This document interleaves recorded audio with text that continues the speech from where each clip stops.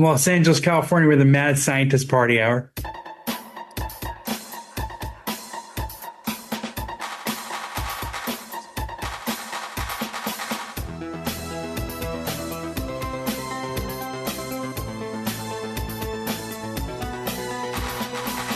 What is up, friends? And welcome back to another episode of Mad Scientist Party Hour. My name is Kevin Kraft, joined once again by a man who has banished his pants and underwear to the dark dimension and is now using sorcery to jack his boner. That's Jeff Clark. It's sex magic, fellas. And joining us today for the first time, my good friend, Kalif Fuller. Kay, welcome. Hey everybody, how's it going? We just came off of some shit, man. We just went through the audio version of Vietnam. It's tense around here. It's fucking tense around here right now. It pretty much these audio issues they like to pop up from time to time and make me look like a real jerk off. And it's been a while. And it waited until I was like, hey, Kay, Shuddy Boy is out of town being, big acai. Why don't you hop on and, fill the third chair? And then we sat there for 45 minutes while I ripped my hair out, and whatever remains of it, I think, got even grayer. I got a fall guy for this. How about we throw me and my company under the bus? So technically, we're using my Zoom, which is owned by Fox News. Maybe Fox News is being racist. Maybe that's what it is. Yeah, it's just like, who's this black guy out here? We got to screw up their audio. No, Kevin, watching you navigate the audio Vietnam, I just kept thinking of that line from Platoon when Barnes is like, take the pain. So it's good we got through it, because you were like the sergeant there in Platoon for a second. I was doing my best to keep my cool, but I will say one of the many things that I love about Kay is there is a movie quote ready to go for every situation. As you can see on this hat. Yeah, I got the lid, Oh man. So Kay is a fellow filmmaker, a fellow creative, and I don't know, part-time stripper. And once we met, it was just one of those things where, like, I don't know, I tend to be a nice person to everybody, but every now and then you meet somebody and like, oh man, this is my fucking frequency right here. And Kay and I just hit it off and been friends ever since. And it's cool having somebody in, the filmmaking world that we can really sort of just bro down on and, trade tips. And I forget, somebody said it might have even been at one of the mess hall film festivals that, like, directing is kind of like having sex. Like, your friend is doing it, you just don't ever get to see it happen. That's amazing. That's so perfect. And the feeling's mutual. It's been, great getting to know you and become really good buddies with you. And, shout out to Jeff, one of my fellow degenerate gamblers. And, as Maud Lebowski would say, you're a good man and thorough. Yeah. So, See, I'm here all day. I'm here all week, guys. Yeah. And you've done some very cool stuff in the film world. You've gotten to work with David Fincher on some projects. Correct me if I'm wrong. Mank and The Killer. Yeah, and Mindhunter, which I'm sure everybody saw on Netflix. You got to work on Jungle Cruise, the Disney movie with The Rock, and not me. I worked on the Jungle Book, but I was a PA on that one. Oh, Jungle Book? I always thought it was Jungle Cruise. I haven't seen Jungle Cruise. In fact, I forgot that got made. But shout out to, is that Kevin Hart too? I don't know. There's like 4 Jungle movies with The Rock in them. It was because Jeff and I are big Emily Blunt fans, so I was queuing it up to be like, yeah, it's The Rock and Emily Blunt. But I mean, that's even cooler because that movie was, fine, whatever, but I fucking love that live action Jungle Book, the Favreau one. Yeah, yeah, yeah. Really fun, really cool to work on. We're really fortunate to, be a PA on that and give people lunches. It was awesome. So I learned a shit ton. Kay's done some cool fucking shit and also made some really awesome short films himself on the side as a writer director. So Well, let us not forget my, up and coming amateur male stripping career, because, things are tough right now for us creatives. So, hey, I'm working on that too, we'll do the market. We'll do the plugs at the end, Kay. Sorry. Yeah, you got to tell us what your OnlyFans tag is. I'm old school. I'm hitting the pole old school, hitting up Holy the shit. old divorcees in person, I like that, keeping it alive. You've also, we go to lunch every Friday, and as a movie nerd and movie lover, and everybody has a little bit of that in them. We don't make it like the full focal point of this podcast, but movies come up very, very frequently, whether we're doing games or reviewing them or whatnot, or busting each other's balls over them. Geoff has 2 movies that he loves that we give him endless shit for. And you have a movie that you love that you get endless shit for at lunch. And I want to have like you and Geoff commiserate over it. So Kay's movie is Last Action Hero. Geoff. Oh yeah. Wait, that's with Arnold Schwarzenegger? Yeah. John McTiernan, Schwarzenegger, Charles Dance. What's loaded cast? F. Murray Abraham. what's wrong? What's wrong with that movie? I thought it kicked ass. Yeah, I loved it. I mean, I get dunked on for it, but it's like when I was a kid, the kid goes into the movie. When you're like a kid, that's like the best idea ever. That's like what I want, shout out to Arnold. I mean, it was a really cool by Shane Black. You love Shane Black. Yeah. I love Shane Black. I didn't know he co-wrote that. I know. I just Googled it. Apparently, it's getting pretty good scores on IMDb and Letterboxd. Yeah, dude. Last Action Hero's dope. I know it flopped and all that stuff, and it's like Arnold's only flop in the 90s or whatever, but it's not a flop over here. We stand for Last Action Hero. So the 2 movies that we give Geoff shit for all the time are Armageddon and Banger. And Judgment Night.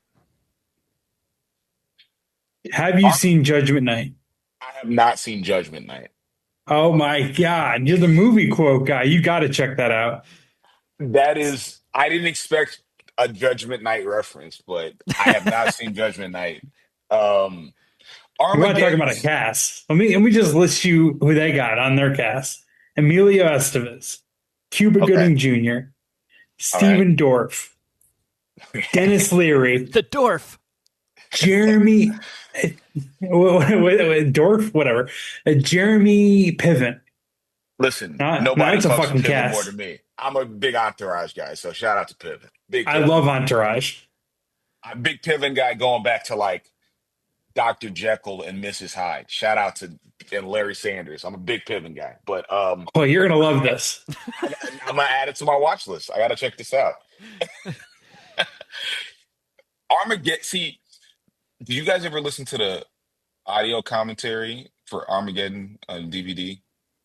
I've heard it. I've heard the famous Ben Affleck. It's so good, and it single-handedly makes the movie like, oh man, Affleck's 100% right.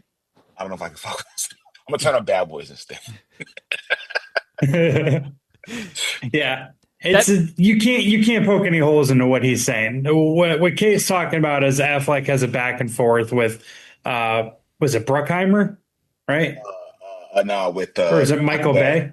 Michael Bay, where they're talking about just like the plot hole or the whatever, where the oil drillers are taught how to be astronauts, and Ben Affleck, I think, said something like, "Why don't we teach the astronauts to drill?" And Michael Bay pretty much told him to shut the fuck up.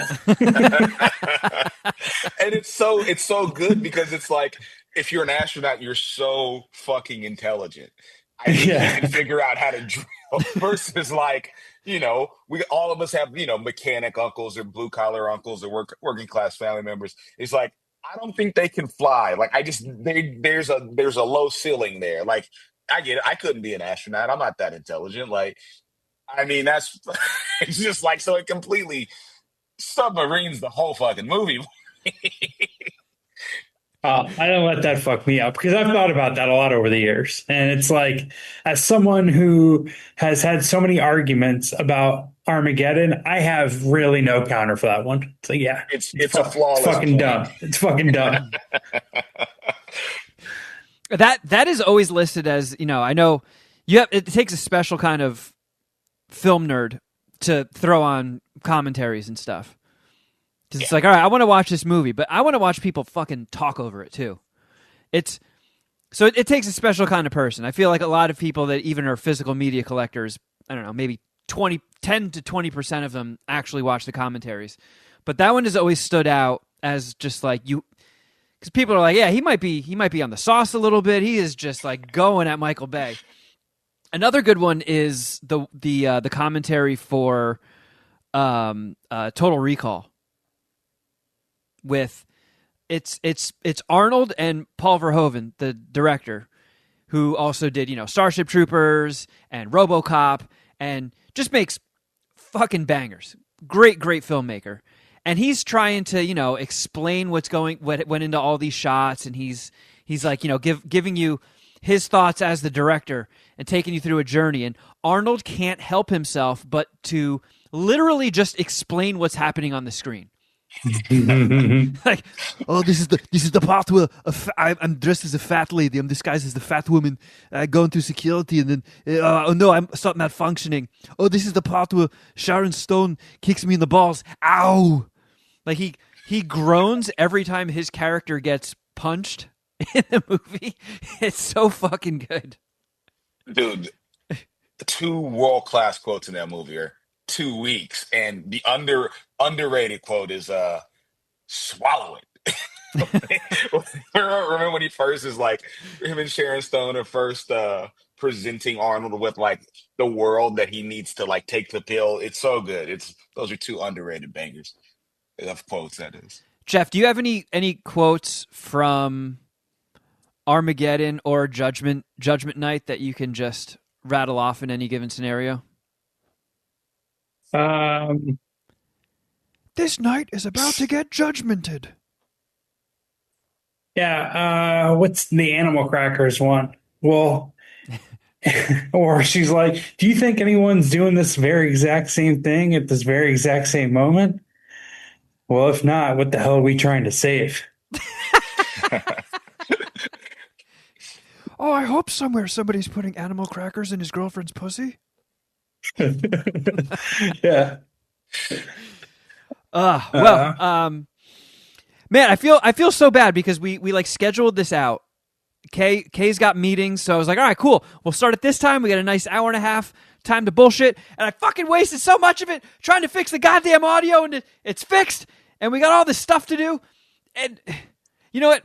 I feel like we owe it to the Puminati because, Geoff, I know you've been approached, and Kay, I know you are a giant sports fan just like Geoff. People want to hear your take on this whole gambling ring that is somehow tied to the mafia, which I'm pretty sure everybody thought went extinct. And even like so when Kay and I were in Austin for the film festival, our last night we were playing poker at a bar, and I feel like someone made a comment about what if the mat was like a James Bond movie and it was scanning the cards from underneath, and somebody was like, yeah, that was what was happening in that gambling sting. Is that true? Yeah, so the FBI rolled on the NBA a couple weeks ago, and the mafia there was two investigations that were discussed in one press conference by Kash Patel, the FBI director, and both of them involved NBA players, and I don't know, organized crime or whatever. One was involving like rigging or players taking themselves out of at one player taking themselves out of it, taking himself out of a game, excuse me, and giving that information ahead of time to like his co-conspirators or his homies so they can bet as unders. And then there was another part of it where Chauncey Billups allegedly and Damon Jones, two coaches, gave information to the mafia that they can use to bet on. Then there was a separate investigation involving illegal poker games that the mafia ran, and Chauncey Billups had a hand in. Chauncey Billups is a famous basketball player that me and Kay grew up watching. He's seemingly had a great reputation, and people are definitely going out of their way to vouch for him now. But he allegedly helped rip off fellow rich people, maybe former or current players, out of close to $7 million in these poker games. So the FBI arrested 31 different people. 28 of them were part of the 4 of the 5 mafia families, and then 3 of them were in the NBA. Man, it's wild.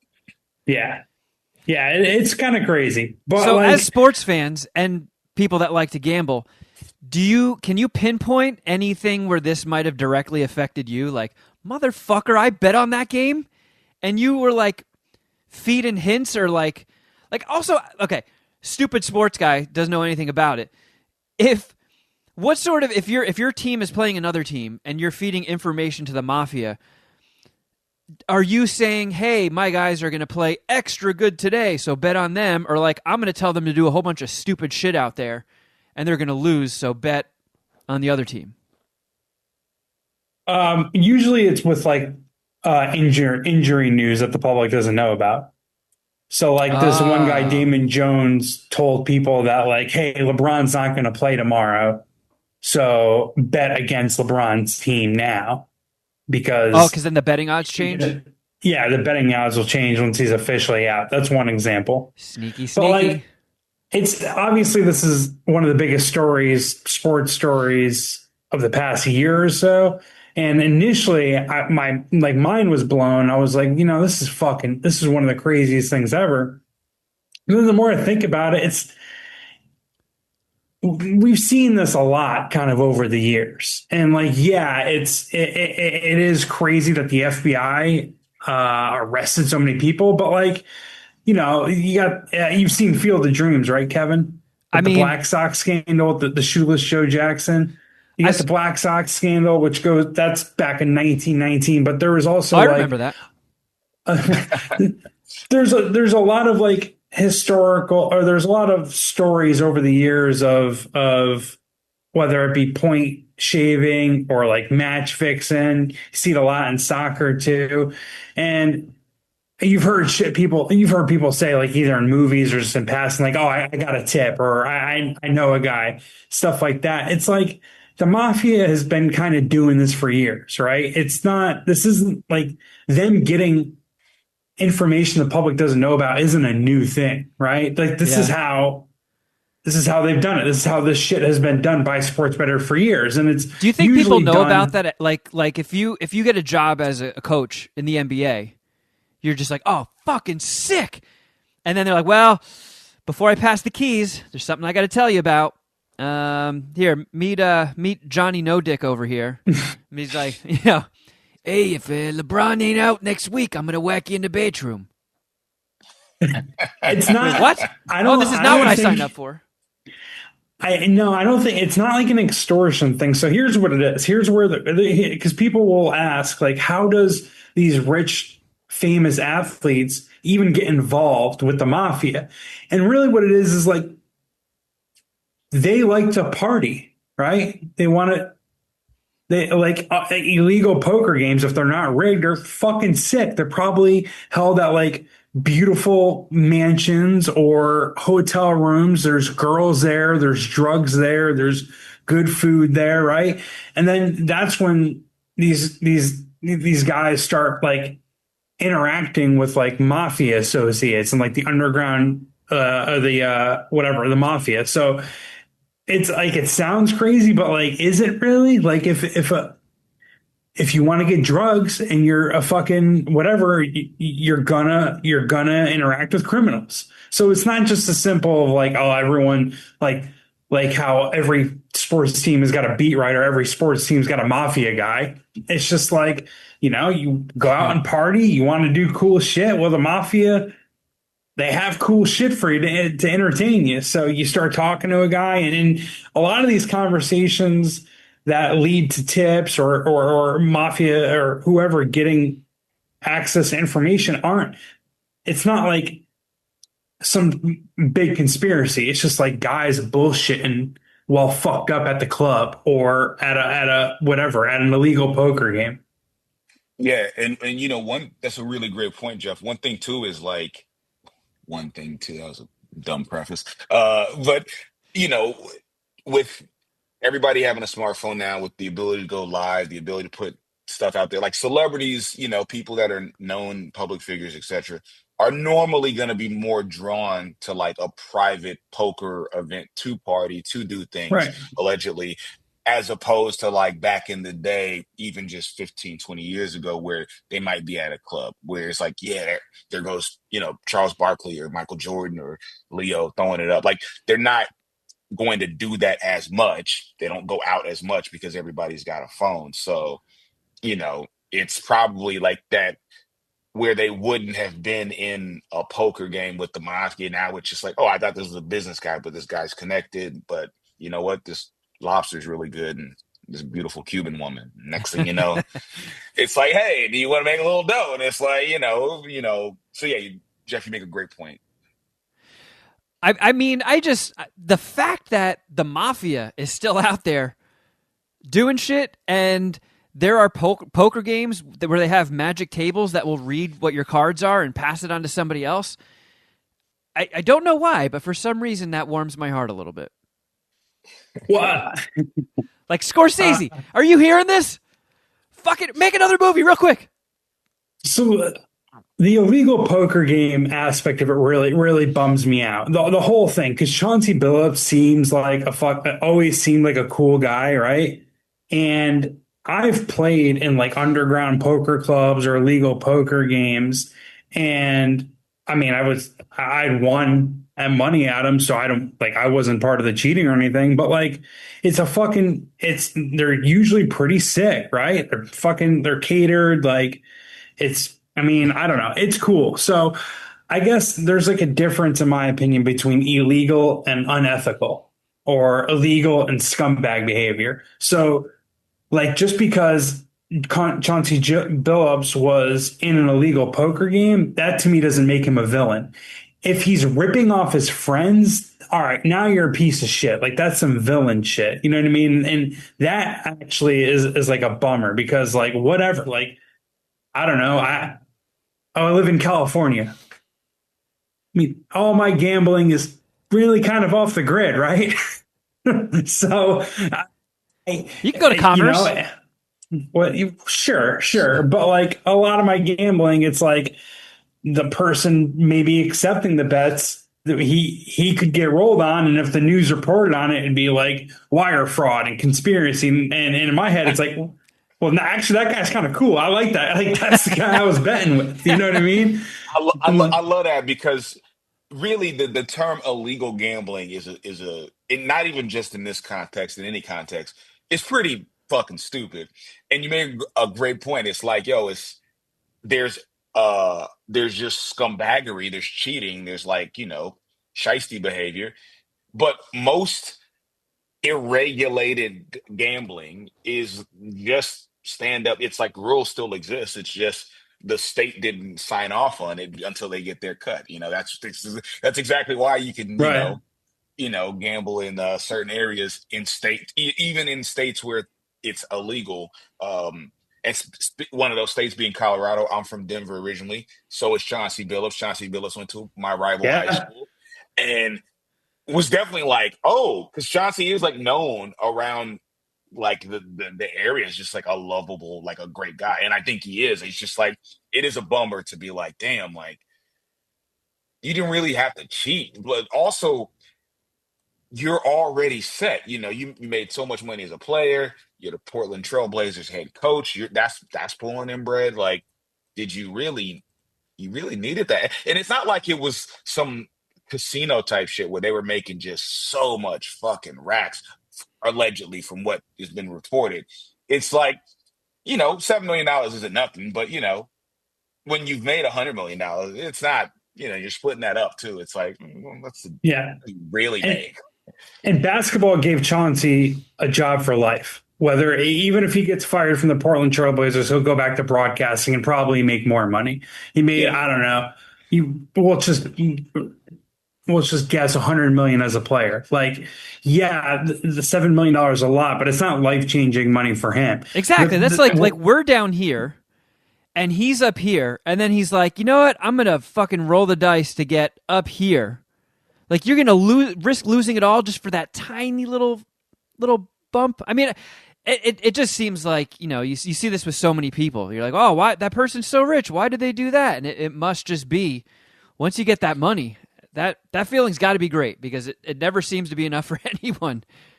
Same thing with Terry Rozier, the player that got caught up.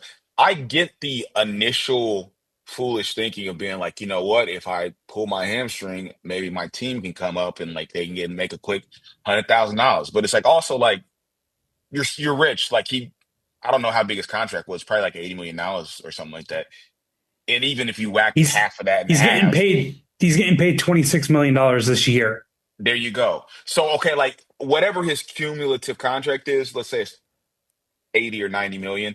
Even if you whack that in half, you walk home with 45. It's like $100,000 to give to your buddies per, let's say you give $500,000. It's like, just put it in like EFTs or some shit, bro. And just like, or whatever, or just give them the straight up cash and then they can eventually lose it back to the house anyways. I just don't understand, like, why put yourself in a position like this to where you might lose he'll probably, allegedly, if this passes, he might be done like forever. Like, Yeah, yeah, he should be banned forever for sure.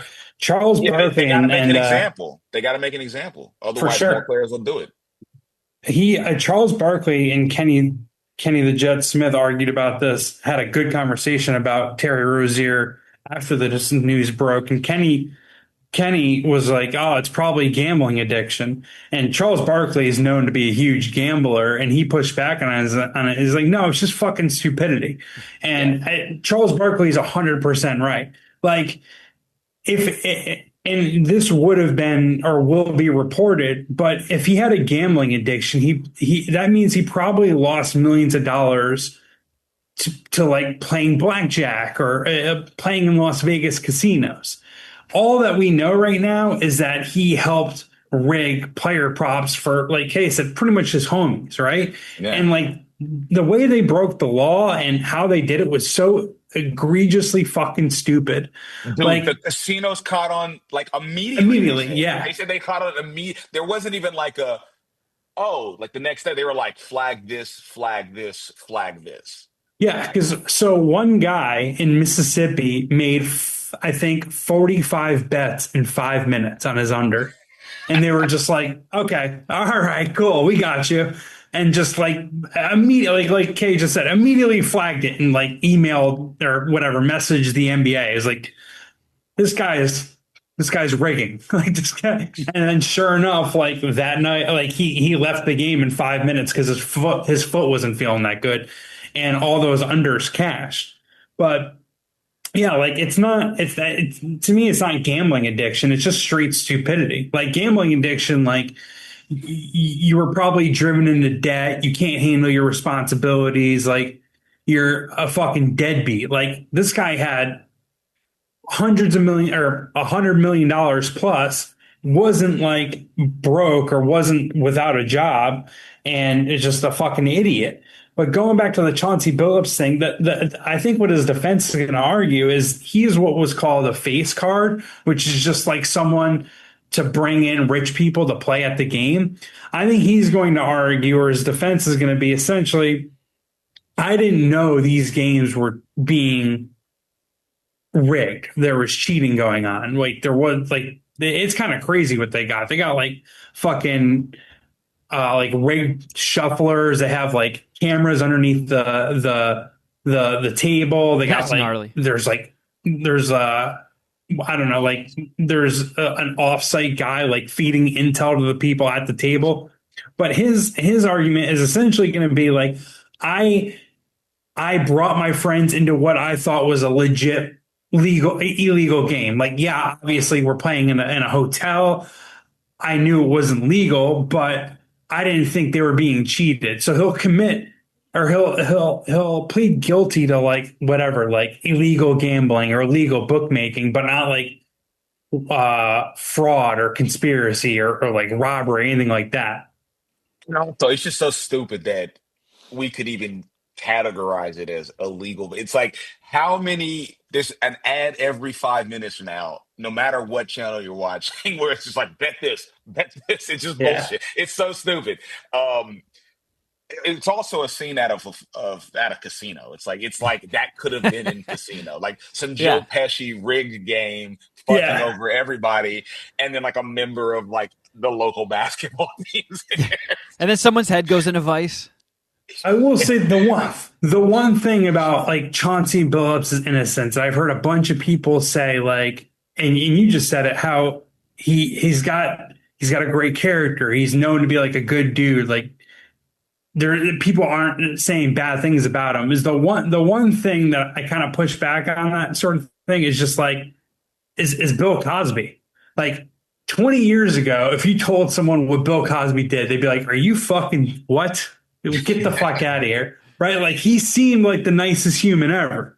You never, I mean, you just never know with this shit. And maybe he like his image inside of Hollywood, it probably wasn't that good. But you get what I'm saying, right? Whereas like the public is like, nah, no way. He's on TV. He seems like a nice guy. There's no way he could be up to illegal shit. It's like, you never fucking know. You never know, actually.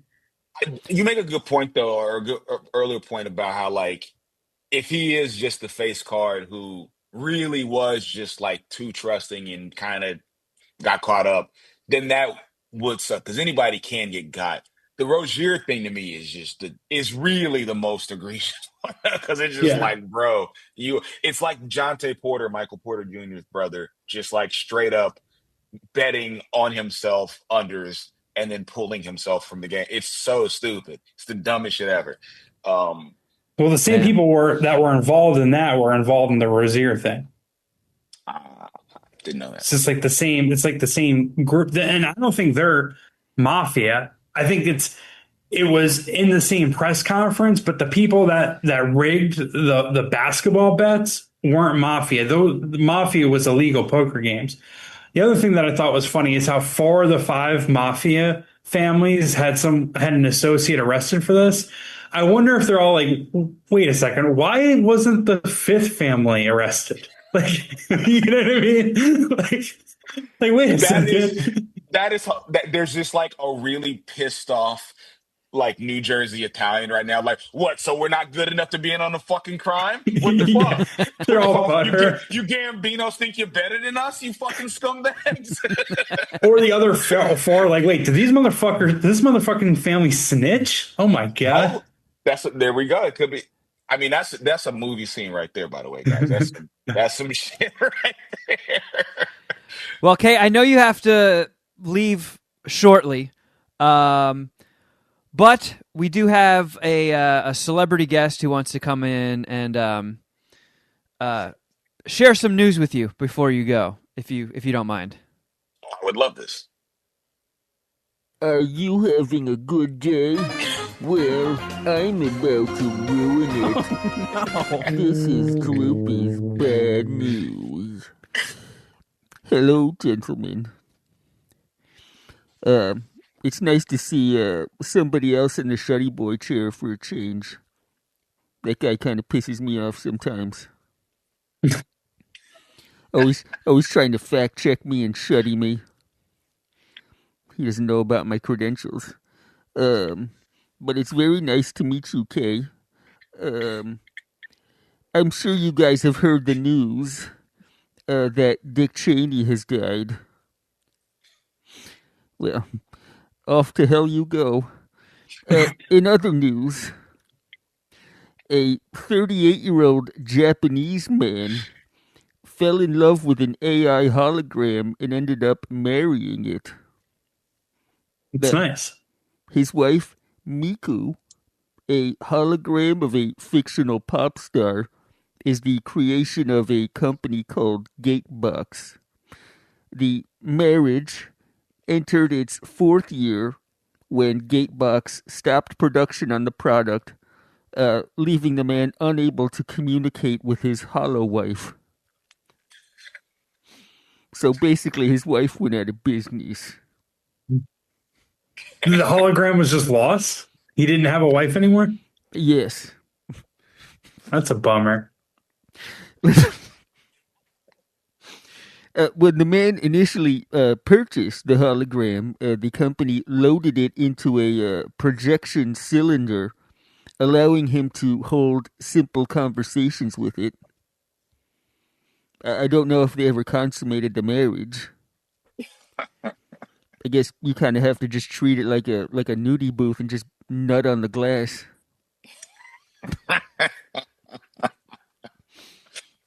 Oh man.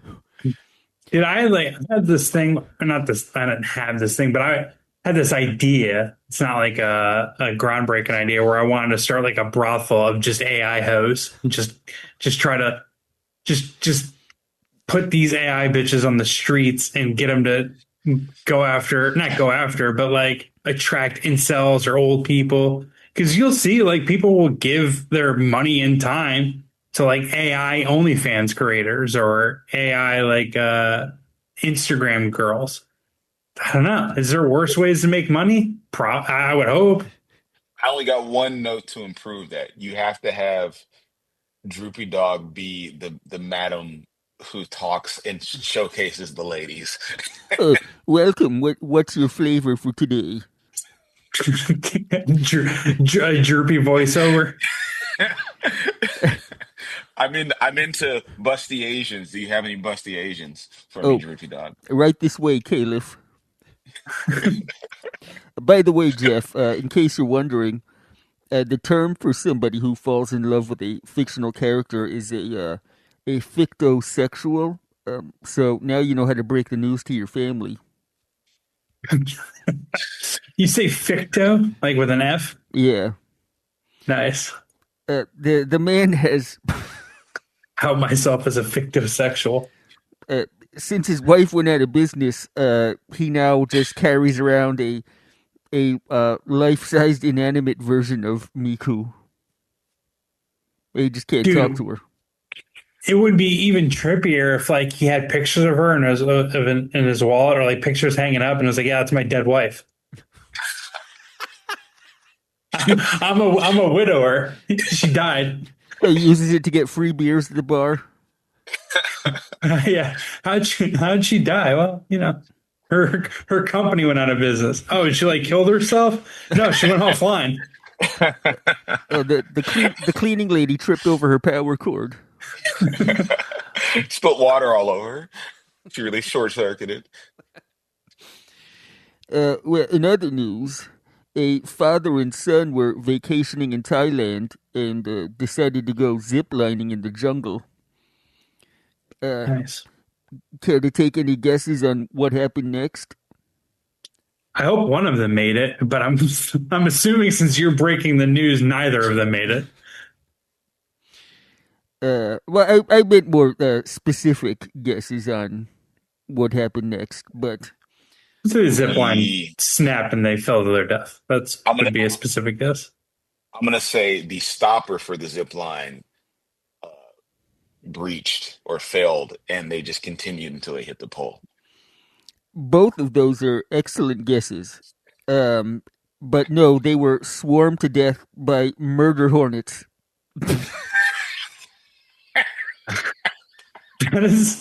That's actually worse. Oh yeah, murder hornets.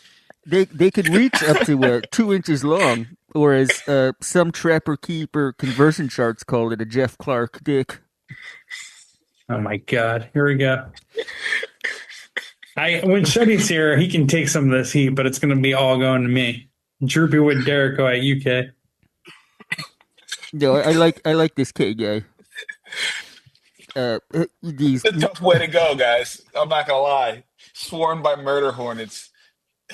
at least I it would sounds rather I'd cool. rather fucking fall to my death. God damn. I mean, it's if you're gonna go out, that's a very badass way to do it. I'm I'm probably gonna go out just licking my own nuts and falling off the couch. Well, just a friendly reminder: if you're gonna go zip lining in Thailand, don't forget your murder hornet repellent. In other news, what are your guys' thoughts on Waymos? Do you know what Waymos are? Oh yeah, I've been a few I Wemos. Yeah, I rode one in one with Kevin, but that was my only experience. They were fine. Well, some people in San Francisco are a little mad with the self-driving rideshare company, as one of the driverless cars was passing by Randa's Market, a Mission District liquor store. It unexpectedly swerved and killed their beloved neighborhood bodega cat known as Kit Kat. Shit. Geoff, I know that doesn't bother you very much. You don't like cats. Yeah. Fuck cats, dude. Let's completely stay away from them. I'm allergic. I am too. Wait, you're allergic too? Yeah. Yeah. Fuck cats, dude. I'm like seriously allergic. I can't even be in the same room with them. Same. I realize I like eye water, start sneezing, all that like 5 minutes after being by. Yeah, then I'll take Benadryl and it'll just knock me out. Yeah. But I'll have something to do so that I don't have to like crush like a Celsius to try to, and then I'm all fucked up. That's how you Don't start do that at home. hallucinating. Yeah, don't do that at home, kids. Yeah, it's like Ambien and coffee. That's how you hallucinate. Witnesses say that the car didn't even try to stop and just drove off, leaving the dead cat behind. Waymo has said they reviewed the footage taken from the car and that the cat darted out directly under the car tires when it pulled over to pick up passengers. So, according to them, the cat's fault. Well, as a dog, Droopy, how do you feel? I mean, you're kind of arch nemesis with the cat, are you not? Uh, yeah, this is no love lost over here. Glad to know that the some traditions still hold up, some rivalries still hold up. Oh yeah, that rivalry will never go anywhere. Yeah, I just bought 50 shares in Waymo. Buy the dip. It's like Ohio State, Michigan. And finally today, a suspect in Toronto this weekend had a pretty interesting arrest. That he was cornered by multiple police officers in a parking lot when he got tased and fell over, and then the police all rushed him on the ground. But one of them got out of his squad car and forgot to put it in park, and it rolled over the suspect and another cop detaining him. Oh my Oh God. shit. Jesus. And then realizing what he had done, the cop got back in that car and went to reverse it, but he forgot to put the car in reverse and instead floored it and drove over the suspect again. That happens to Phil Leotardo in the Sopranos. You guys Damn. want to see it? Yeah. Okay, one More second. than anything. It's hard to click things without opposable thumbs. 1 second. Okay. I think I've got it. Hold on. Oh, jeez.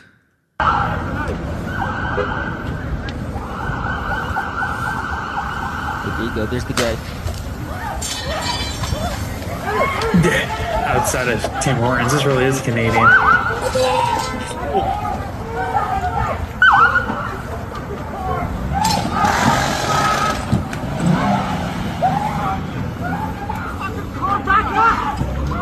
Fuck, dude.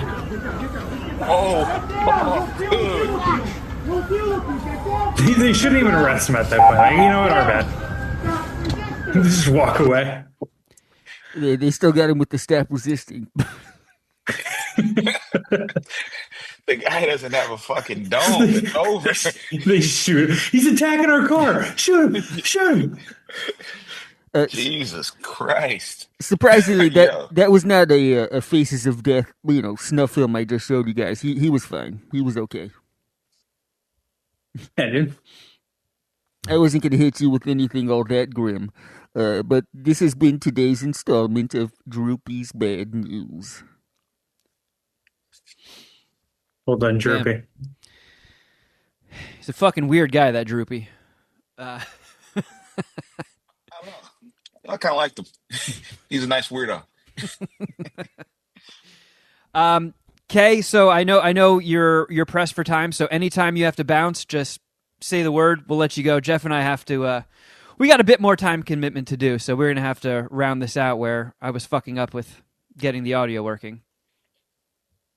Well, I mean, I do have to bounce, but I've had a blast, and I can't wait to hopefully come back to join one day in the future. Oh, dude, I need a mulligan. This was embarrassing. Like I was very close to losing my shit. I'm glad I contained it as well as I did. I usually don't.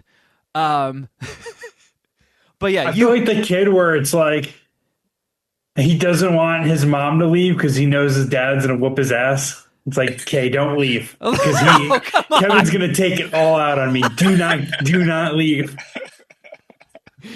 But yeah, we got to have you back for like a full proper episode where we can really just shoot the shit and we're not trying to cram a bunch of things in 45 minutes. So 100% doing a mulligan. Yeah, we got to get you to play some games. I 1000% want to. I've had a blast. My only like anything, I'm not a performer, so I'm always concerned about like stepping on people or the the production of it. So I'm like, should I shut the fuck up? Should I not shut the fuck up? Is my camera on? Am I supposed to be seeing this? Well, so I was in my head a bit, but dude, you're a pro. You're a pro. I had a blast. This was great. It was fucking awesome having you here. And where can people check out your stuff? Shorts online, your director's reel. Anybody out there want to hire a director? See, I wasn't trying to step on you, and I fucking did. Fucking schmucko supremo. Sorry. No, that was me. That was on me. No, that was for sure me. You can check out my stuff at kaliffuller.com. That's KALIF Fuller FULLER.com, or on Instagram at KFulls with a Z. Or just I follow the podcast. I follow both these lovely gentlemen. You can figure this shit out. It's 2025. Come on, get it together, guys. Yeah, I got faith. Not you guys, the people that are interested. That's right. I like to antagonize people that are maybe interested in looking at my work. Piss them off first, Well, dude, it was awesome having you on. Thank you for taking time out of your schedule to come and bullshit with us and talk some shit. And thanks for having me. We'll 100% have you back, man. Did it again. Sorry. Also, Jeff, I love the belly shirt. Shout out to Hype Williams. Yeah, dude, it's the anniversary of Belly. Yeah, man. Later, guys. All right, later, Kay. Peace. Kay Fuller, everybody. Man, of all the days, we were even talking about it like in the Easter egg. Of all the days, like these just, apocalypses over the course of the last 15 years, they happen from time to time. It's unavoidable. But on a week when Shuddy was out of town and Kay had I've carved out 90 minutes of my day and we blew half of that trying to get the goddamn audio working. It hurts me right in my wiener hole. Had all this stuff planned, got games I wanted to play with Kay, but he'll be back. Yeah, I think he'd be a great guest to mix in with Shuddy as well. I think Shuddy would get along with Kay. Everyone would get along with Kay. He's the fucking man. Yeah. So and we just need a mulligan, like you said. And this was, I've known Kay for 3 or 4 years now, and mentioned him on the show in the past, and he's just a fucking good dude. And I can kind of tell when people are on brand with what our listeners have come to expect. So I've been wanting to have Kay on for a while now, and this just was a good opportunity. No Shuddy, let's bring in Kay. He's a good talker, sports guy too. So I knew he could hang with the NBA fucking mafia shit. And he met you and Shuddy in person when he came to the John Cooper premiere in L.A. and gone snowboarding with him. We just went to Austin. Fucking great dude. So tried to rush in and just like pack in as much shit with Kay as possible because, like I said, had a lot of stuff to talk about. Also, Geoff, you got fucking hacked. Yeah, dude. Yeah. So someone... How old school? I know. I didn't even think internet viruses were still a thing, but apparently they are. And my computer got internet syphilis. And a bunch of people that I know and or work with also got hacked, clicking the same fucking link that I did. But a fellow sports writer... Oh, a new post from Wet Melons. DM'd me and asked me to vote for his podcast. Or that was the hacked message that got me as well. So and this I've is been one of those asked, like chainmail type ones, right? So like somebody clicked the link, it took over their account and sent it to a whole bunch of people, and everybody who they click that link, it takes over their account and sends it out to. There was like a big in the AOL days. There would be like someone would send you an IM and be like, "Hey, is this you in this picture?" And then you're like, "Oh fuck, what did I do?" And you click it. And then you just watch all these windows pop up, and you're like, oh, fuck, I'm hacked. And then everybody on your friends list gets the same one. Yeah, that's pretty much what happened. I realized it pretty quickly, though, and I was able to minimize the damage on my end. So I got a notification, an email notification that my Twitter email was changed. So I knew at that point that I was hacked. My dumbass actually didn't realize how I was hacked. Like I never connected the dots of the guy who asked me to vote on his podcast. Like that was how I got it. But I was just like sitting in front of my computer and acted immediately after I got this email. But yeah, I mean, it's fucking super embarrassing. And one of my friends, or a couple of my buddies, got hacked, and then they posted a tweet saying something about like, this person helped me out with cryptocurrency and I was able to buy a new car. Oh no. Yeah. I mean, so I didn't get that far into my hack. So nobody like took control of your account. Like remember when Elmo got hacked and was tweeting out the N-word? Yeah. Like you didn't get hit with that. No one took over my account. I did like change most of my passwords, which was annoying, but at least I didn't completely lose access to my Twitter account. I have a couple of my buddies did, and they had to I don't know, email Twitter and go through this whole process to get their Twitter account back.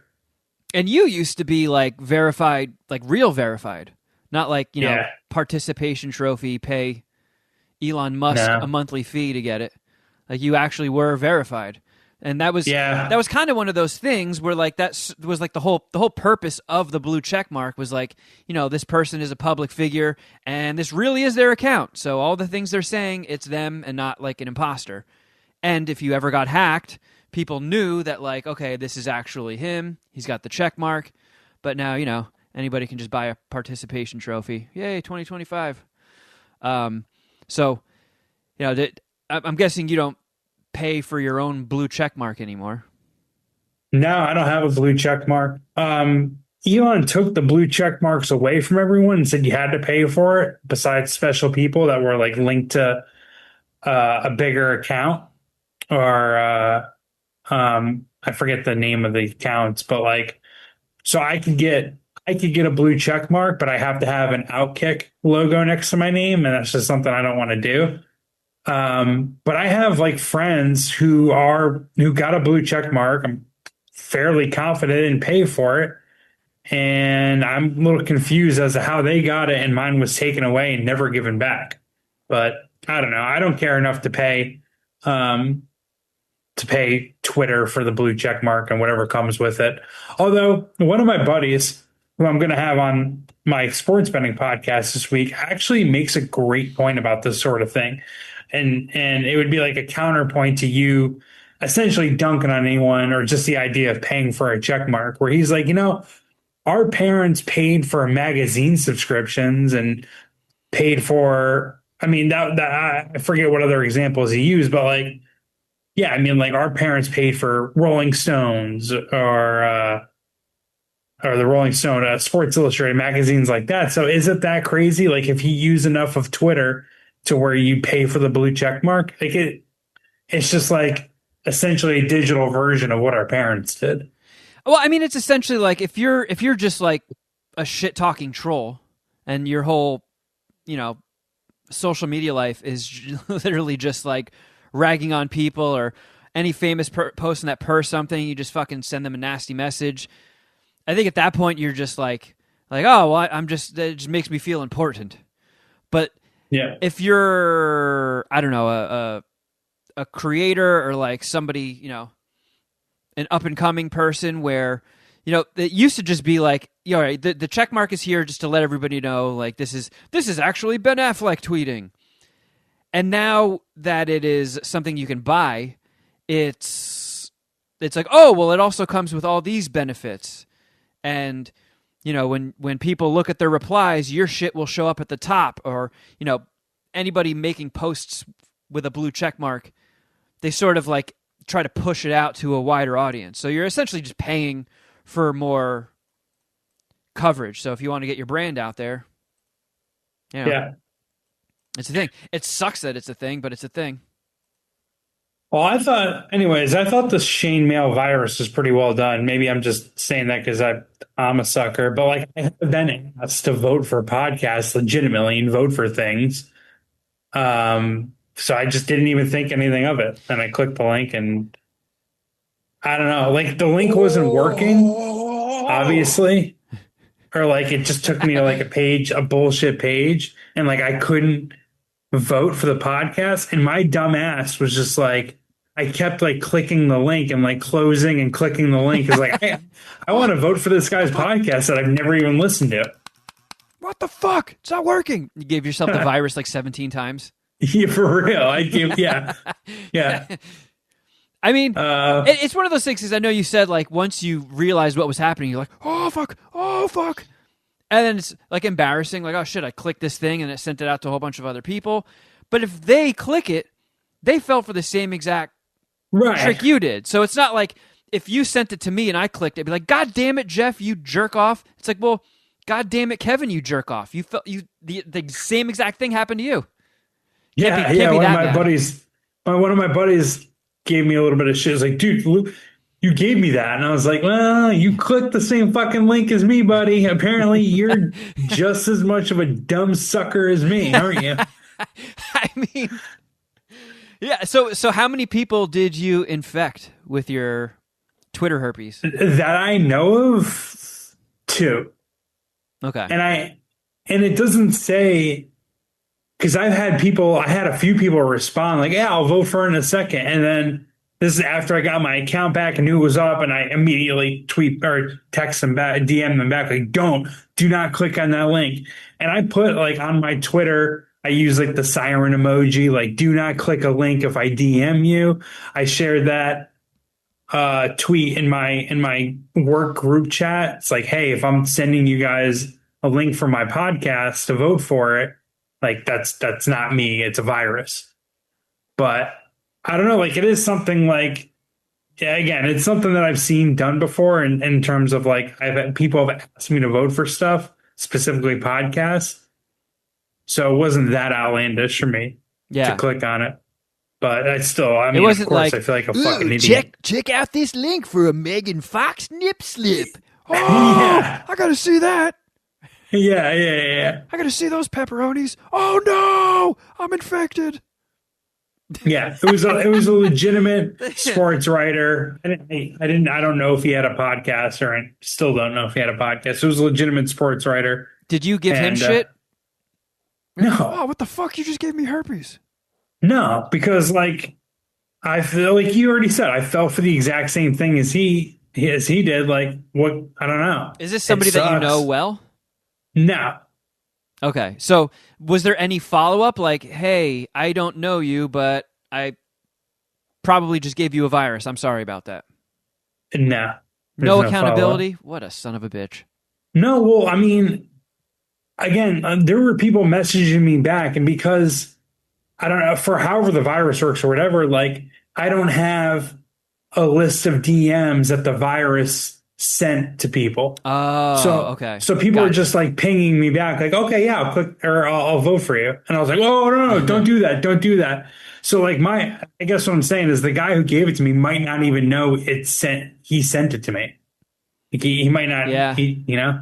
I mean, I got hit by one of those back in the day, like in the early 2000s when I was in college, when they were fucking nasty. Like they could really, really cripple your shit, some of those viruses. And it was the same thing. Somebody sent me a message on IM. It was like, hey, is this you in this picture? Something to that effect. And I was like, uh-oh. What did I do when I was blacked out? I'm going to have to fucking do some damage control. And I clicked it. But that's a believable thing, right? Yeah.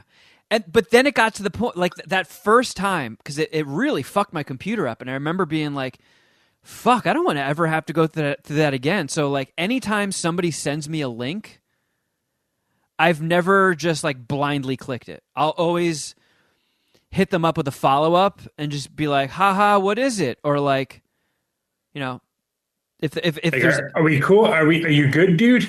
Yes, you know? Essentially like reply to this so I know that you're not hacked and trying to trick me. And what's funny is I did something similar, but I clicked the link regardless. The guy sent me, well, I guess not that similar, but after he sent me the DM, I asked him, I was like, yeah, but can you rate and review my podcast? And I sent him links to MSPH and my Outkick Bets podcast, and I never got a response back. You know, obviously he wasn't in control of his account. Yeah. I wonder if, you know what, I'm going to look up the guy another Geoff, actually. See if he's still posting about crypto and shit.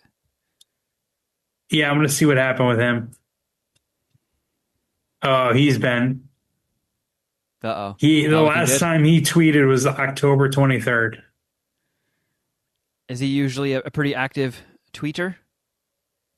Yeah, because he's a sports writer, so like he's going to put all of his articles on Twitter or whatever social media he has. So October 23rd, he has 1, 2, 3, 4, 5 tweets.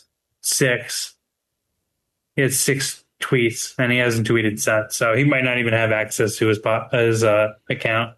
And he wasn't as quick reflex as yourself. Yeah, dude. As soon as I saw my shit, so let me read what my buddy wrote me, because they got him good, and I acted quick enough to where it didn't get me so bad. But he said that they changed my password and added a 2 verification step process that I couldn't access. Oh. So, yeah, like they changed his password, changed his email, added a 2-step verification process, and completely locked him out of his account. So you have to go through like another process or another channel of like getting your account back by Twitter. Because like from their view, they're probably like, well, this looks legit, right? I don't know. And there's more steps you have to clear to enter to access your account. So I can only imagine how much of a fucking pain in the ass it was for him to get his account back. And Twitter, as to no one's surprise, kind of sucks with that shit. Yeah, I mean, the staff got just decimated. They got doged. Yeah. Well, I'm glad to hear that you bounced back. And it didn't, start tweeting out pictures you took of your own asshole or something embarrassing like that. No, how's my starfish looking today? Oops. I don't save those on the cloud.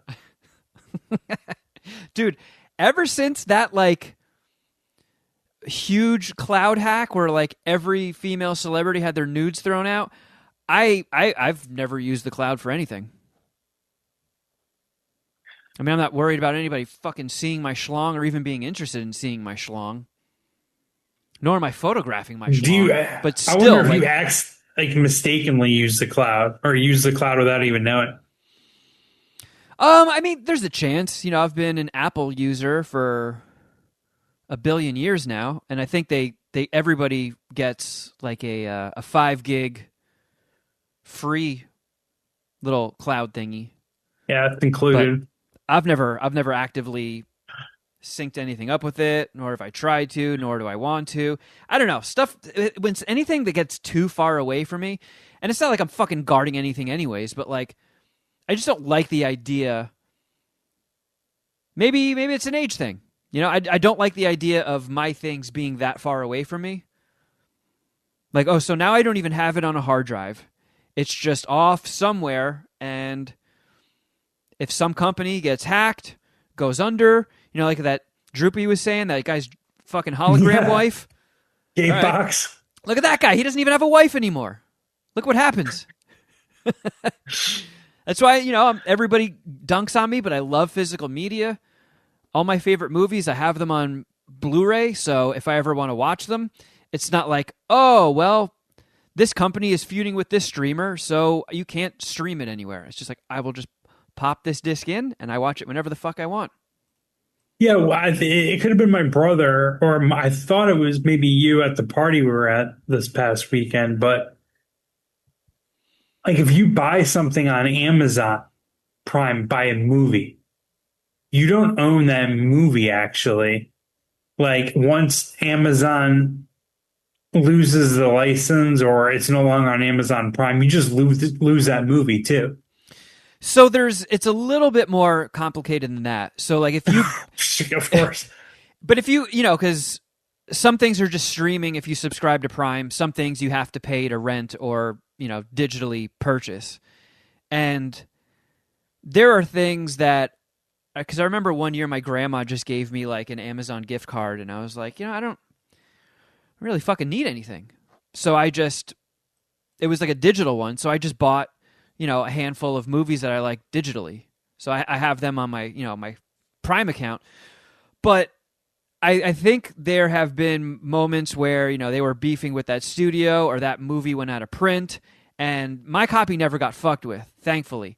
But that's not to say that it's completely unheard of.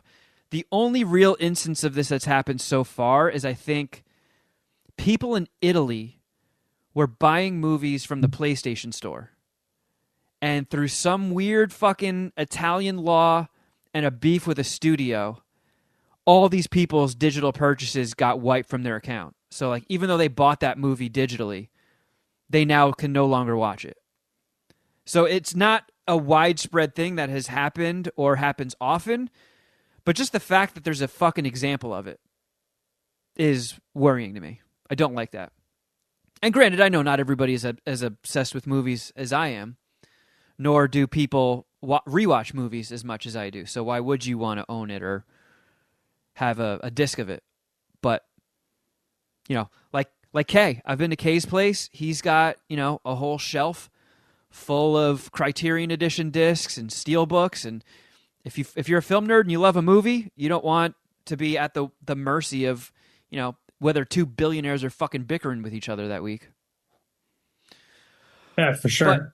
But you mentioned the party we went to. I know we didn't get to tease it with too much of an advance notice because we recorded late last week, which is kind of why we're recording a day late this week, just because we don't want to put out so much content that close to each other and overwhelm people and have people get behind.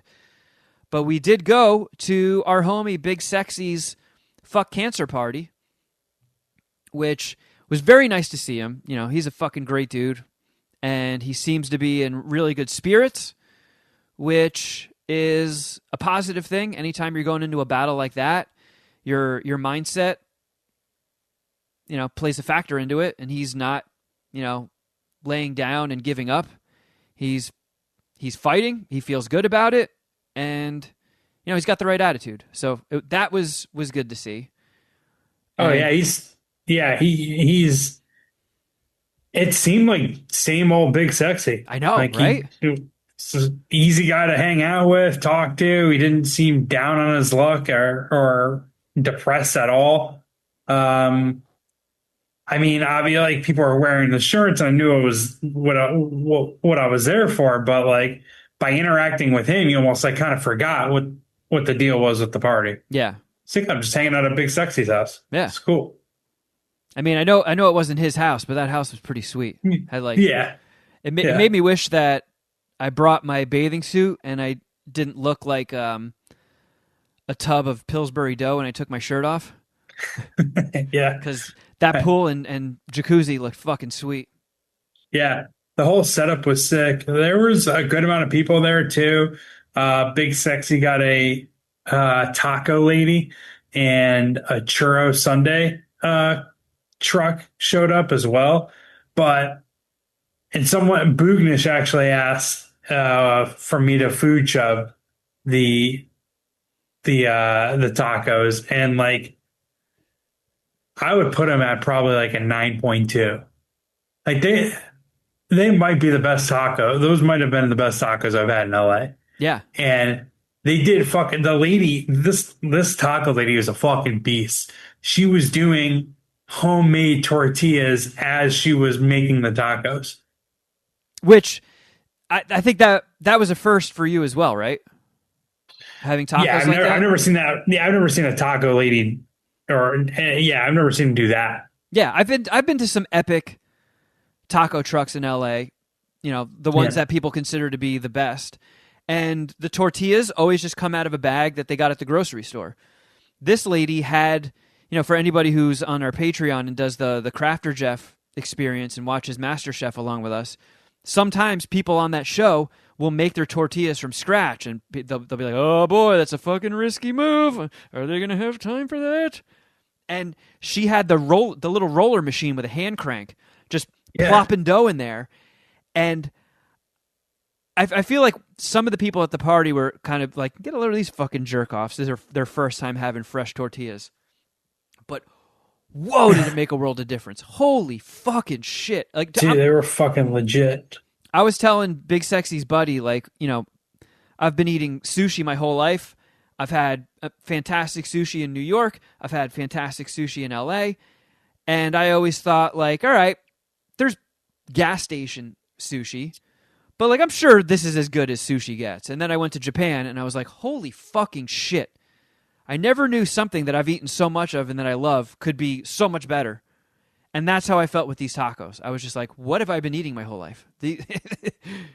I just kept, like, Cheech and I just kept going back and getting more. And I was trying I think I ate like 8 tacos.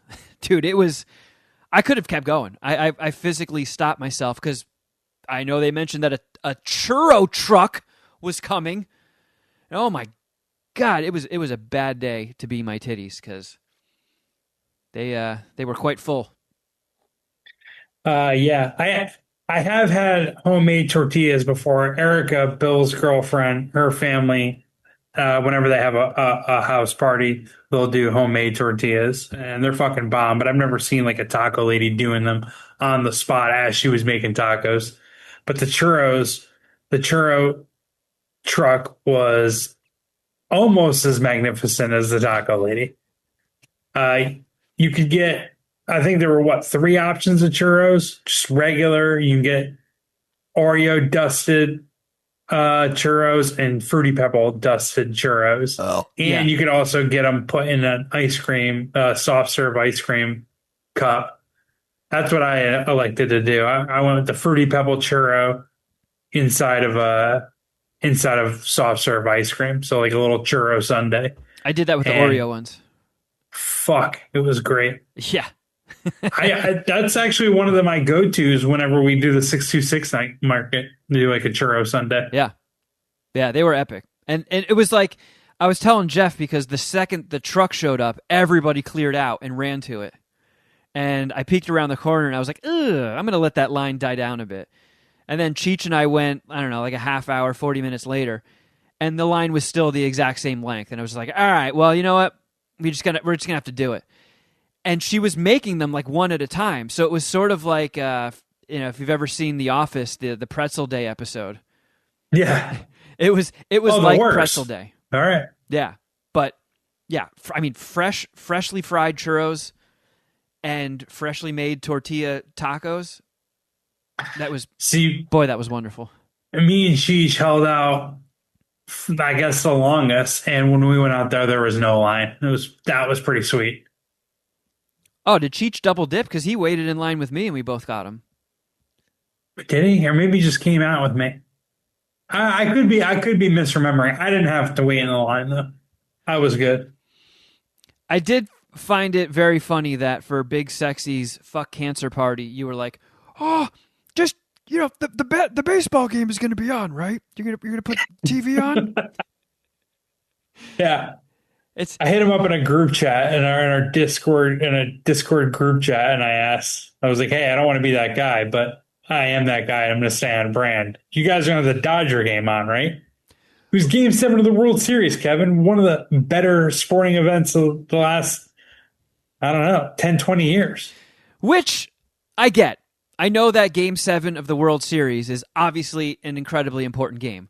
But it's also, I hear that same shit with every fucking, oh, well, it's the 12th regional championship Southwest Division. Oh, fucking overtime. Like, there's always something. It's the Elite Eight tonight, Kevin. Well, is there going to be a Final Four? Oh, yeah. Okay. No, but it's really important. And like it was, in this backyard, and they had this like beautiful, just sort of like barbecue area with 2 grills and a whole bunch of seating and a TV near a fire pit and stuff. And of course, everybody had the World Series was on, and everybody was just huddled around it watching.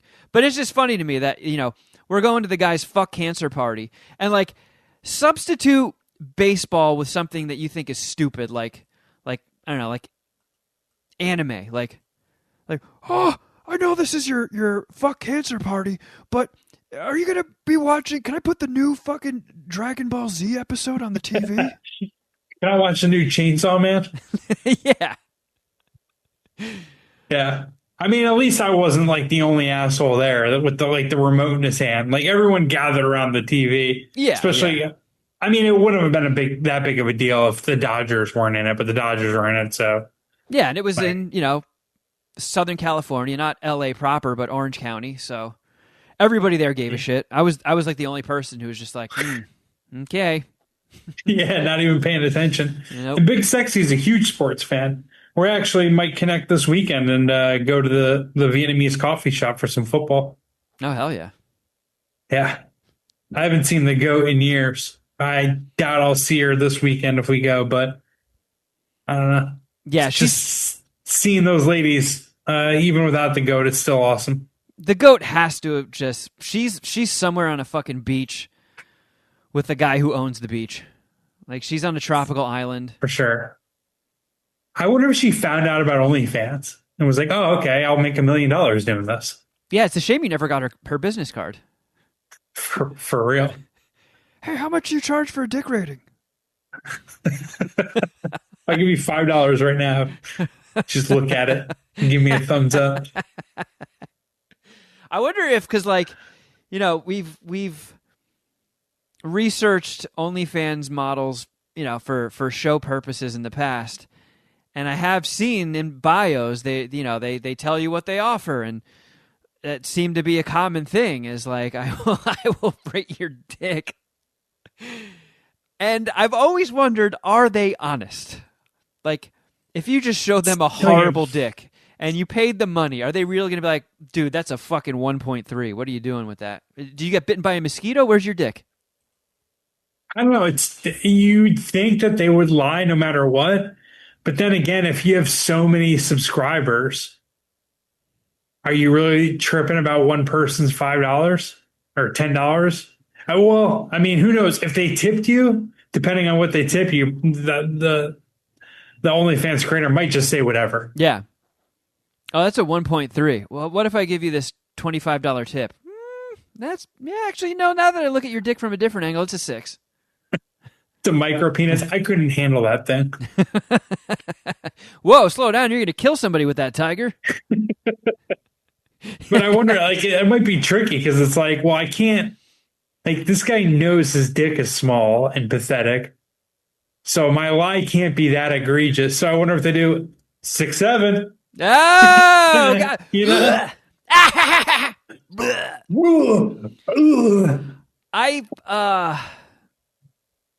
There's also that whole fucking subgenre of perverts that are into the humiliation thing.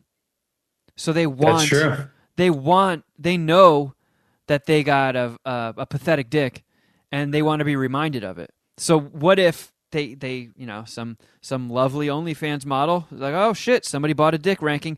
Oh my God, what is that? Well, I don't want to ruin this guy's day, so I give that a 7. And the guy's like, are you kidding me? Look at this fucking thing. It looks like I sat in gum. That is not a 7. Tell me what my dick really is. I wonder if the OnlyFans creators are ever just like, what do you want to hear? Yeah. Why don't you just tell me what you want your dick to be rated? I mean, that's, you know what? We're probably talking ourselves into just like, they might just be honest. Because in their head, they don't know. Maybe this guy isn't into being humiliated, or maybe this guy wants to be lied to. So I'll just keep it real, and we'll see what happens from there. Yeah, or just gauge by the reaction. Like, what do you mean my dick is a 1? Or like, oh, whoops, I hit enter. I meant to write 10. I didn't finish typing. Yeah, I meant to. I got lost the scale. I meant to say one of a kind. Wow, that's better. That's better. I'll take a 10. Here's a tip of $5,000. Did I say 10? I meant 15. You just broke the dick scale, sir. This will be the last dick I ever rate. That's a fucking 12.1 on the Dichter scale.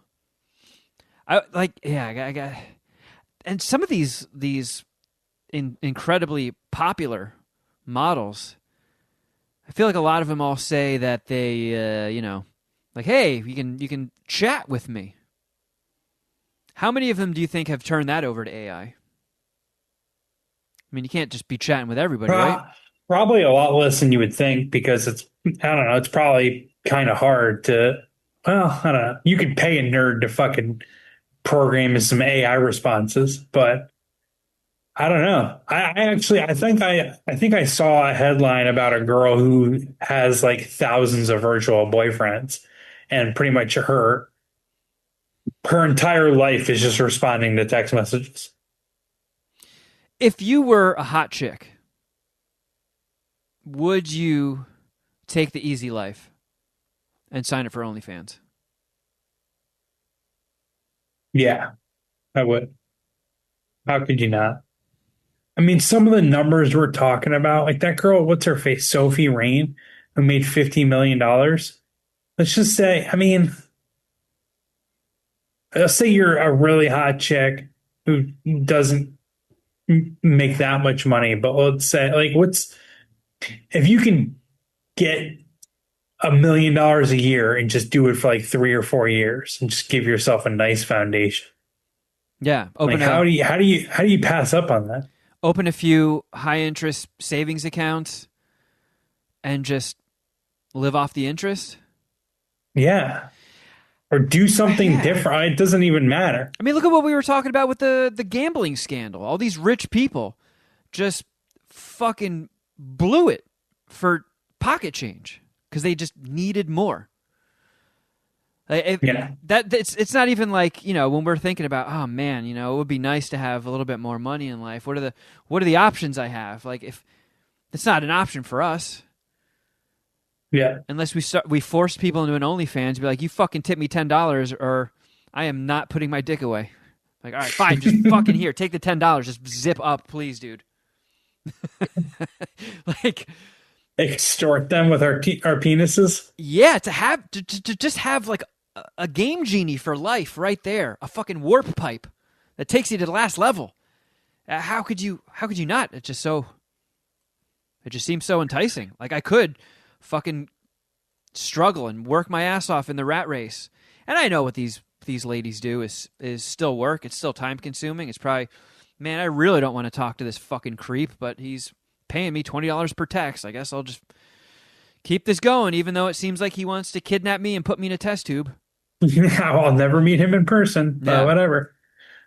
But like, I'm surprised like OnlyFans haven't put like the Vietnamese coffee shop or strip clubs out of business. I mean, at the end of the day, nothing competes with the real thing, right? Well, obviously people would want to go to the strip, but I'm saying like girls. Like, wouldn't a girl be less willing to like interact with people and like, you know, work shitty hours? I guess the one thing about it is that it'd be anonymity, right? Yeah. Like if once you post your OnlyFans, like you almost have to assume that it's stolen. As soon as it goes online, you got to assume that it's stolen. And any job employer has seen it or can look up that stuff. That's true. It's a big risk if you go back into the real world and you're entering the workforce and these hiring managers are Googling people and turn their safe search off. Yeah. Yeah. I mean, that's kind of like, oh boy, I really hope people want to see me naked, because if I give this a shot and it doesn't hit and nobody signs up, I really just opened fucking Pandora's gate. Whereas strip club, you know, you have a stage name. You obviously can't take photos at the strip club, so it's not. Yeah. Like, you don't have to tell your family about it. Maybe stuff like that. Fuck it, just double dip. Go swing on a pole for a few hours and go home. Take some pictures of the old bungus. Put that up on OnlyFans. Every stripper should probably have an OnlyFans. How do you even like get it like popular? Because any girl who's on that level, like that Sophie Rain girl, you know, you might fly under the radar and your friends and coworkers and family won't know about it, but at some point you reach a level where your family knows what's up. Yeah, for sure. I don't know. I don't know how they get it popping, like what the marketing technique is. I mean, I don't know. It's just like people will flock to hot girls no matter what. Yeah, I mean, I wonder if it's like Prime, because I don't use OnlyFans. So if you're subscribed to a girl, and it's like, hey, you're looking at this chick's boobs, you might also like her boobs. Try subscribing. Oh, I love the Pornhub suggestions when I click on one video. Sometimes I'll click on a video that's not something I want to see, but it's close to something I want to see. I was like, let me see what the related videos are underneath it. Dude, okay, so since we're pretty much at the tail end of the show, and it's just you and I. No one's listening. Yeah. This is everyone left with K. I wanted to pitch you on a bit where I promise you I will not save any of them as drops. But if we do Jeff Clark reads horny Pornhub comments, I'll even, you know what I'll do? I'll reach out to Trevor Goober and be like, hey, can you whip us up like a porno bed instrumental? That way there's music playing underneath it, and I can't take what you say and use it as a button and then zing you. Okay. It's like an Ollie Oxenfree segment. Yeah. Just Jeff Clark. I'm going to save space, right? Because I'm about to say some weird shit, guys. I'm going to say some weird shit, but it's not me. I promise. Or it could be. I will never take any of them out of context. I'll never save them as buttons. But I think Jeff Clark seductively reading Pornhub comments could be one of the funniest things in the world. Seductively. I'll give it a try. Want to cue this up for next week? I'm just trying to think of like how to make a game out of that. Not that we need to make it a game, but it would be funny if you were sure I could guess something. I don't know. It was funny when I think it was when Droopy was talking about that like AI wife, and I sometimes in my Facebook, like it suggests reels to me of like, you know, clearly some AI girl in a bikini like jiggling her boobs around. And the funniest thing ever is clicking on those videos and watching these fucking idiots just like flirt with her. And it's like they're posting GIFs of like sparkling roses and they're like, "Oh, pretty flower for a pretty girl." Like, dude, this is a fucking AI and this is public.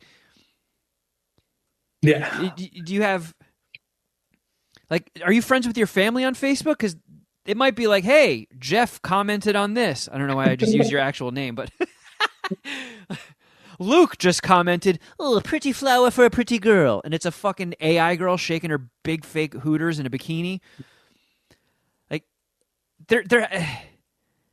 we talked about this in the Patreon last episode, but it's terrifying how gullible some people are. Like, you really can't tell that is a fucking computer-generated girl that you're publicly flirting with. "Oh boy, what I would do with you if I had you for 5 minutes." Oh, God. Dude. The lack of self-awareness of humanity is absolutely fucking terrifying. Yeah, some people just are down bad. They're down real bad.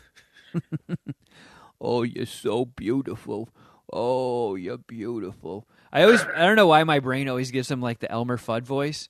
Because it's always just like you can see their little profile picture and it's always some just like fucking old guy who's just like, "Oh, such a beautiful angel. Oh, you're beautiful." Like, oh. I think Elmer Fudd's appropriate. "Oh, you pussy. You pussy." All right, well. Hey, there you go, everybody. Thank you for hanging out with us. By the way, in case you have forgotten, please check out our buddy Kay's website, Kalif Fuller, KALIF FULLER, KalifFuller.com. Check out his director reel. There are his shorts are available that he's written and directed, and he's a great fucking dude. I love Kay. He's been super supportive of me and my endeavors and been very helpful. And I feel like he's a guy that could also use the Puminati in his corner as well. So support the homie. I'm sure he will be back soon so we can give him a proper episode where it's just not trying to cram in a whole bunch of shit real quick before he has to go to a meeting. We let him down. We apologize. I mean, that was all me. I'm jumping on that grenade. I feel like a fucking idiot. But glad we were at least able to break the ice and get Kay in here. I didn't help you at all, so. Well, I mean, what can you do? Zoom was just the audio settings. Zoom butt fucked us. The audio settings that are there every single week we do this were suddenly not there, and I just, 45 minutes later, hey, we got it working. But we are going to keep things rolling. So if you need more MSPH in your life and you want to support the homies, help us keep the lights on, and, just give the good guys a win for a change. Sign up for our Patreon, patreon.com/Mad Scientist Party Hour. It is a brand new month, so that means the crafty horoscopes just went up a few days ago. We got a whole month of shows coming your way. Bunch of fun shit on the Kevin's Nerd Hole. Oh my goodness. Jeff's got fucking snack attacks shooting out of his ass. I mean that he has a lot of them. There's not actually snacks flying out of his butt on video, but hey, who knows? You never know. Weirder things have happened. Yeah, we'll launch another tier maybe. And it's a huge help to us. So if you want to support the show, it's the best way to do it. Patreon.com/Mad Scientist Party Hour. Also, if you would like to see these episodes, maybe you're curious of how Droopy Dog looks in real life. Then you can just go to youtube.com/Mad Scientist Party Hour and sign up and subscribe and all that. Geoff, what do you have cooking on Outkick Bets with Jeff Clark? Yeah, I'm bringing another Jeff for the G on the podcast this week. Jeff Feinberg, a Canadian friend who was at Game 7 of the World Series. We're not going to talk too much about that because he's a big Blue Jays fan who's probably still hurting. We're going to break down NFL Week 10. Of course, I'll have the usual guest, David Troy, on there with me. But NFL Week 10 betting preview. And, that pretty much does it for the Outkick Bets podcast this week. And you can also follow us on Instagram. I'm at Kevin Kraft. Oh, I was waiting for Shuddy. At Jeff for Records. And K is KFULLZ, K Fulls on Instagram. So give him a follow, give him a shout out. And I believe that's it, friends. Thank you guys for listening. And until next time, something.